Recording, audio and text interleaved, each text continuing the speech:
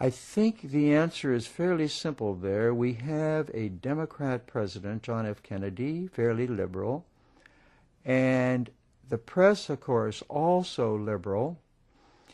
They want their Camelot man to be assassinated by somebody that you could never stop, namely a lone nut, Lee Harvey Oswald.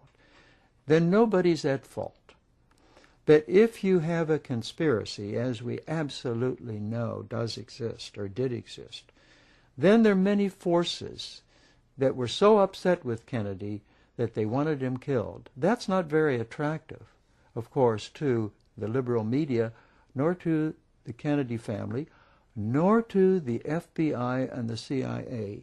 Because the CIA and FBI's job, of course, was to keep the president alive in the Secret Service.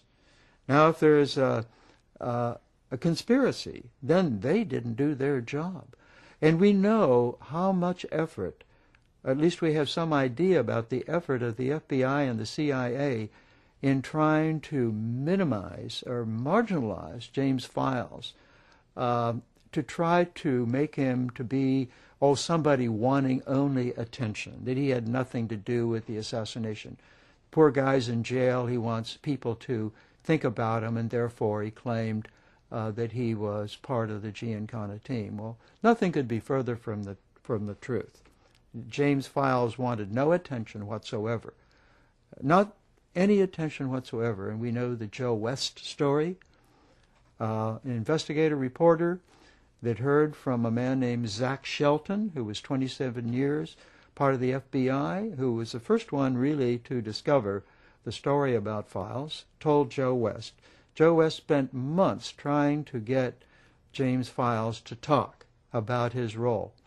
And only when Joe West died from a heart operation, and leaving his poor widow with a bill of about $179,000, did Files decide that maybe he could help make some money and turn it over to Mrs. West.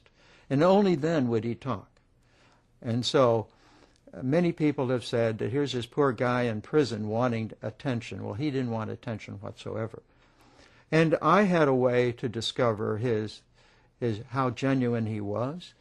I mentioned to Antoinette Giancana, why don't you write him a letter? And if he's a phony, there's no reason why he would answer it, because now he's getting involved with the Giancana family, and we're going to learn that he's a phony. And so no answer meant probably phony. Not only did he answer, but he answered with a very warm and affectionate letter, telling me that the only way that anybody with any brains at all would answer such a letter would be that he would be genuinely involved with the Giancana team.